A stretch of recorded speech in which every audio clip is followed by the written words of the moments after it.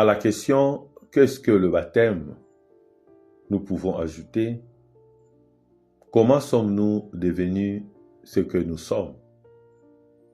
Aujourd'hui, nous célébrons le baptême de notre Seigneur Jésus-Christ. Suivons l'évangile de Saint Luc au chapitre 3, du 15e au 16e verset et du 21e au 22e verset.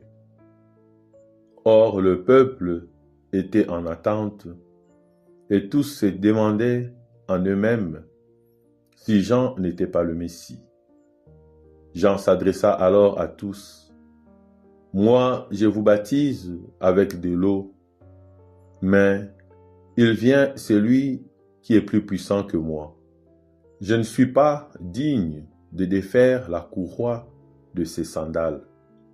Lui vous baptisera dans l'Esprit Saint et dans le feu. » Comme tout le peuple se faisait baptiser et que Jésus priait après avoir été baptisé lui aussi, alors le ciel s'ouvrit, l'Esprit Saint descendit sur Jésus, sous une apparence corporelle, comme une colombe. Du ciel, une voix se fit entendre. « Toi, tu es mon Fils bien-aimé, en toi je trouve ma joie. » Acclamons la parole de Dieu. Le mot baptême vient du grec baptisme, qui signifie l'acte d'être plongé ou immergé. Le baptême est d'abord lié au besoin naturel de se laver. Les animaux, même les oiseaux, le pratiquent. Dans les religions, le baptême a toujours été un rite de purification, d'ablution ou encore d'initiation. Avec le baptême de Jean-Baptiste, cette pratique revêt une signification plus morale et rituelle. Les Juifs se faisaient baptiser par lui dans les eaux du Jourdain en confessant leurs péchés. Dans la religion chrétienne, le baptême est le premier de 7 sacrements. Il représente pour la personne qui le reçoit la naissance à la vie chrétienne.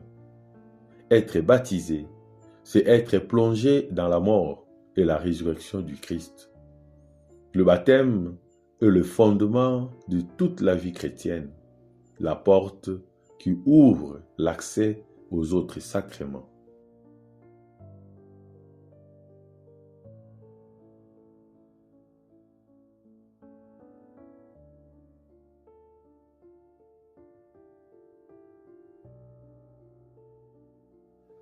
Aujourd'hui, nous pouvons contempler Jésus déjà adulte. L'enfant de la crèche est devenu un homme complet, mûr et respectable. Et le moment vient où il devra travailler à la mission que le Père lui a confiée.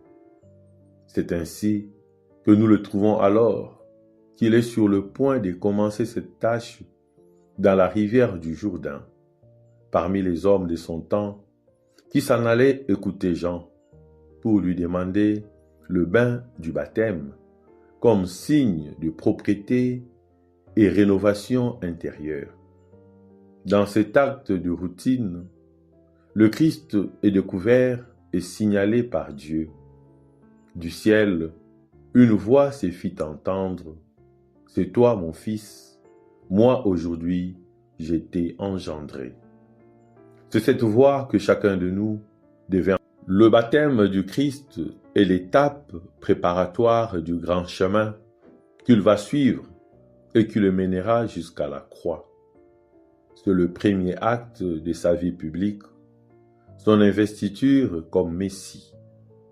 Par le baptême, nous commençons officiellement ce pèlerinage d'amour, de pardon, de fraternité, de souffrance et de paix.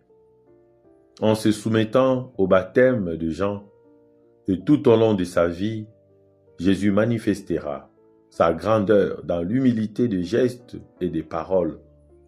Une profonde leçon pour nous qui voyons les choses si différemment. Suivre le Christ, c'est emprunter ce chemin d'humilité, c'est-à-dire de vérité. Le Christ, vrai Dieu et vrai homme, nous enseigne la vérité de notre être, blessé par le péché, purifié par le baptême. Nous oscillons entre les deux abîmes, également tentant du mal et de la sainteté. Et cela se vit dans le quotidien le plus humble.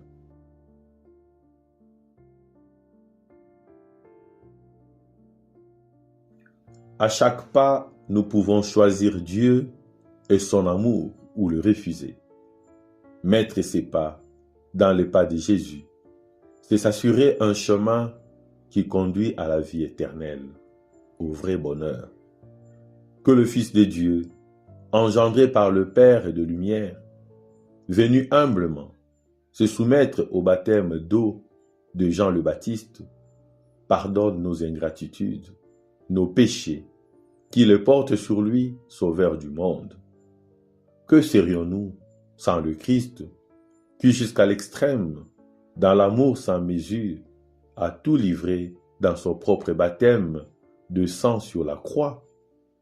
Aide-nous aussi, Seigneur, à donner notre sang par pur amour jusqu'au martyr.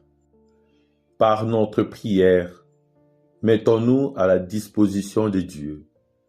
L'esprit de filiation dont il veut nous pénétrer sera alors en nous source d'amour rayonnant.